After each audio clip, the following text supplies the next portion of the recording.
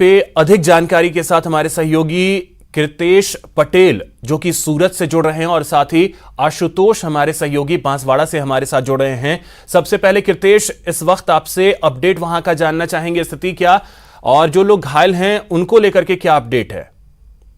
बिल्कुल, बीती रात सूरत ग्रामीण इलाके में कीम के नजीक जो हादसा हुआ है, करीबन ये हादसे में स्पॉट पे 12 लोगों की मौत हो चुकी थी। देर रात सारवार के चलते एक आदमी की मौत हुई थी और आज सुबह सूरत के सिमर हॉस्पिटल में सारवार में कुल मिला के 15 लोगों की मौत हुई है, जिसमें एक छोटी बच्ची है। एक परिवार ऐसा है कि जिसमें 2 छोटे बच्चे और एक करीबन 6 या 7 साल की लड़की है। उसके माता पिता का ये हादसे में कह सकते हैं मृत्यु हो गई है, मतलब बच्चे निराधार बने। हालांकि अभी इस मामले को लेके एफएसएल की टीम घटनास्थल पे पहुंची है। इस मामले में तफ्तीश शुरू हो चुकी है, पुलिस के आला अधिकारी वहां पहुंचे। जिस तरह की पूरी घटना है, 15 लोगों की मौत हो चुकी है और 6 से 7 लोगों को गंभीर तौर से इजाएं, उनकी प्रायोरिटी से ट्रीटमेंट हो ऐसी व्यवस्था सरकार की ओर से की गई है। मरने वाले लोगों के लिए देश के बड़ा प्रधान नरेंद्र मोदी जी ने 2-2 लाख रुपए की घोषणा की है, पीड़ितों को 50,000 देने की घोषणा की है। और जिस तरह का पूरा मामला है, ड्राइवर और क्लीनर को हिरासत में लिया गया और मानव वध का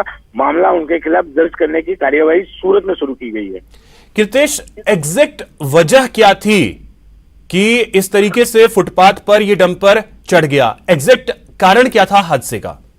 बिल्कुल, गन्नों से भरा हुआ एक ट्रैक्टर आ रहा था और ट्रैक्टर के ड्राइवर ने अपना नियंत्रण खो दिया था, जिसके चलते सामने से आ रहे डंपर के साथ भिड़न होने की शक्यता थी। थोड़ी सी भिड़न भी हो चुकी थी। ड्राइवर ने अपना ट्रक बचाने के लिए जिस तरह से कट मारा था, उसके चलते फुटपाथ पे ये डंपर चढ़ गया था और फुटपाथ पे सोने वाले करीबन 18 से 20 लोगों को अपनी गाड़ी के नीचे कुचल दिया था। हालांकि वहां पे 3-4 दुकानें भी थी, जिसको भी नुकसान काफी बड़ी मात्रा में हुआ है। मतलब ट्रैक्टर या अपनी जान को बचाने के लिए डंपर ड्राइवर ने जिस तरह से गाड़ी चलाई, जिसके चलते पूरा हादसा हुआ है। हालांकि ड्राइवर और क्लीनर शराब के नशे में होने की बात भी सामने आ रही है, उसका भी मेडिकल किया जा रहा है। कुल मिला के बात की जाए तो ड्राइवर की इसमें पूरी तरह से बेदरकारी थी, जिसके चलते अब पुलिस ने ड्राइवर और क्लीनर के खिलाफ मानव वध का मामला दर्ज करने का शुरू किया है। यानी कहीं ना कहीं नशे में होने की एक बड़ी वजह भी हो सकती है इस हादसे की। बिल्कुल, जिस तरह से दोनों ड्राइवर और क्लीनर थे, एक्सीडेंट होने के बाद वहां से भाग चुके थे, मगर पुलिस ने गणतरी की मिनटों में उनको अपनी हिरासत में ले लिया था।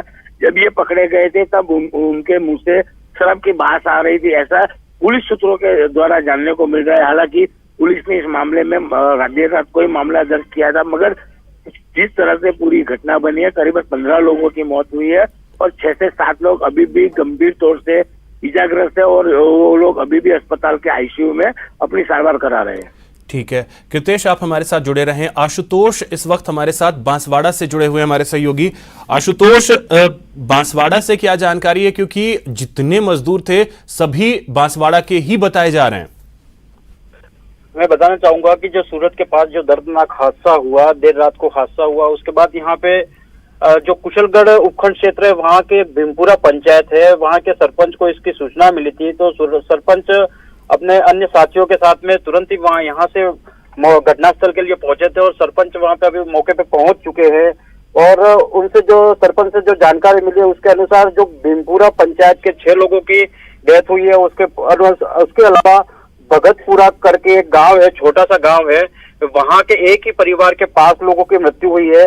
और सरपंच भी वहां के पहुंचने के बाद जो वस्तुस्थिति देखी हुई, वहां से एकदम से स्तब्ध रह गए। और वहां से यहाँ के स्थानीय प्रशासन को भी सूचना मिल गई है। कुशलगढ़ पुलिस इस पूरे मामले में जानकारी में जुट गई है और जहाँ पे सरपंच से हमारी बात हुई तो सरपंच ने वहां पे मुआवजे की मांग की थी। हालांकि जो मुआवजे की मांग है पीएम रिलीफ फंड से इसकी घोषणा हो चुकी है। और वो एक सरपंच ने ये भी कहा था कि भाई ये जो इनके जो डेड बॉडी है वो वहां पे गांव ही पहुंचाया जाए, उसकी भी उन्होंने मांग की। और सरपंच और अन्य प्रतिनिधि, जनप्रतिनिधि वहीं पे घटनास्थल के पास ही मौजूद है। ठीक है कृतेश, एक और चीज मैं आपसे जानना चाहूंगा, ये सभी जो मजदूर थे वो काम कहाँ, किसी फर्म में करते थे या फिर खुद का ठेला खोमचा इस तरीके से लगाना जो होता है वो करते थे? ये मजदूर एग्जैक्टली करते क्या थे?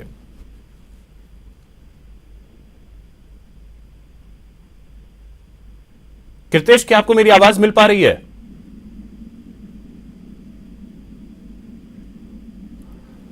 चलिए, कृतेश से हम फिर से जुड़ने की कोशिश करेंगे। आशुतोष, मैं आप ही से एक चीज और जानना चाहूंगा कि इनके परिजनों से क्या आपकी कुछ बात हो पाई है कि वहां ये लोग करते क्या थे? किसी फर्म में काम करते थे, किसी फैक्ट्री में काम करते थे, या जो डेली का ठेला लगाना, खुमचा लगाना, इस तरीके से करते क्या थे ये लोग? मैं बताना चाहूंगा कि यहाँ पे स्थानीय, यहाँ का जो पूरा क्षेत्र है, कुशलगढ़, आनंदपुरी, सल्लोपाट वाला जो क्षेत्र है, यहाँ के अधिकांश मजदूर वहाँ पे गुजरात में काम करते हैं और वहाँ पे मजदूरी का ही काम करते हैं।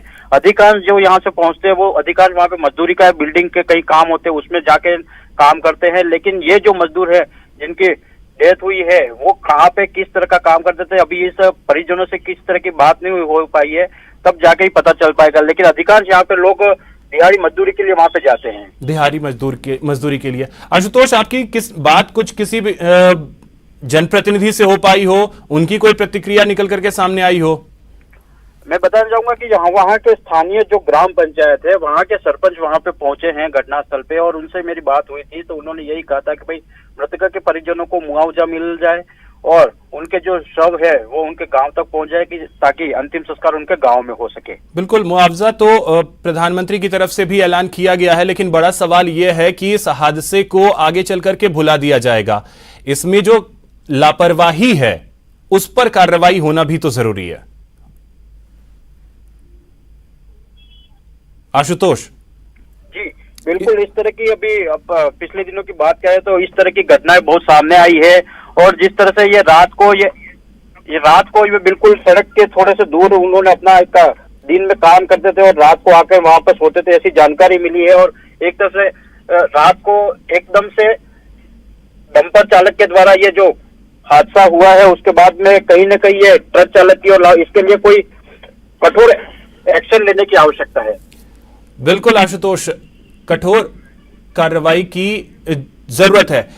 कृतेश हमारे साथ एक बार फिर से जुड़ गए। कृतेश, एक और चीज मैं आपसे जानना चाहूंगा कि जैसे दिहाड़ी मजदूर के लिए लोग वहां पहुंचते हैं, जो आशुतोष हमारे सहयोगी बता रहे थे, तो ये सभी जो मजदूर जिनकी मौत हुई है या जो लोग घायल हैं, वो किसी एक फॉर्म में काम करते थे या दिहाड़ी मजदूरी करने के लिए वहां पे रहते थे? कुछ जानकारी मिल पाई हो?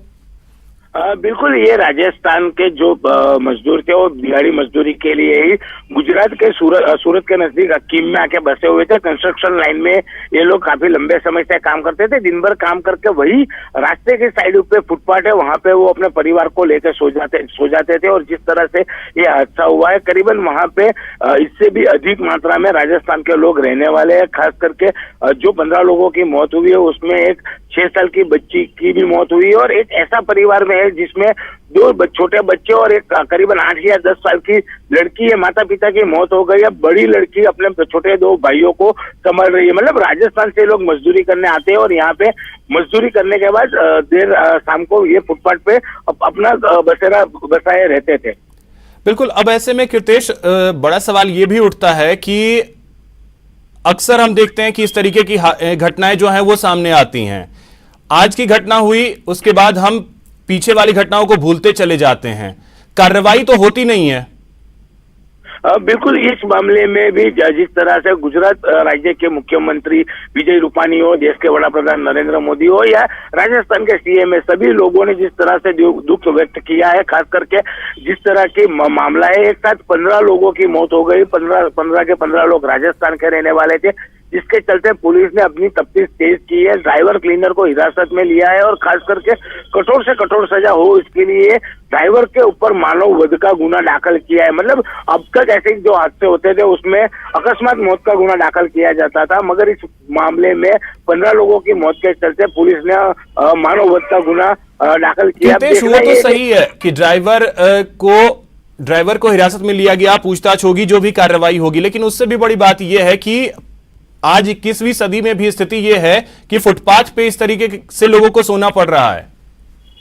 बिल्कुल, सूरत शहर की बात की जाए, सूरत ग्राम्य की बात की जाए, दिहाड़ी मजदूरी लोग रोजी रोटी की तलाश में सूरत में आते हैं और उनको रहने का ठिकाना नहीं होता, तब उनको ऐसी जगहों पर रहना पड़ता है। हालांकि सरकार ने काफी सारी योजनाएं बनाई, लेकिन ये योजनाएं कागजों पे चल रही ऐसा लग रहा है, क्योंकि जो लोग ऐसे दिहाड़ी मजदूरी करने के लिए अपना देश छोड़ के अलग प्रांत में जाते हैं, तब उनको रहने के लिए रैन बसेरा की व्यवस्था सरकार की ओर से की गई है। लेकिन ऐसे लोगों के पास ना तो जानकारी है, ना तो प्रशासन ऐसे लोगों को जानकारी देते हैं, जिसके चलते ये लोगों को रोड पे रहने के लिए मजबूर होना पड़ता है और रोड पे रहने के बाद ऐसे हादसे होते हैं। आपने बताया उस हिसाब से पिछले हादसे होते हैं, हम उनको भूल जाते हैं और नए हादसे की बात करते हैं, मगर इस तरह के हादसे लगातार हो रहे हैं और इस बारे में सरकार को अभी सोचना चाहिए और कड़े से कड़े कदम उठाना चाहिए, जिसके चलते जो घटना बनी है कि ड्राइवर चालक शराब के नशे में था और उसने फुटपाथ पे रहने वाले लोगों को कुचल दिया, ऐसी कोई घटना आने वाले दिनों में ना बने, इसके लिए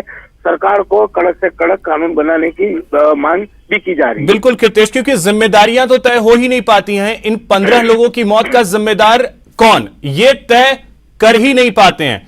सिर्फ ये दिया जाएगा कि एक सड़क हादसा था, जांच में चीजें निकल करके आएंगी, सड़क हादसा था, जिम्मेदारियां तो तय होंगी नहीं।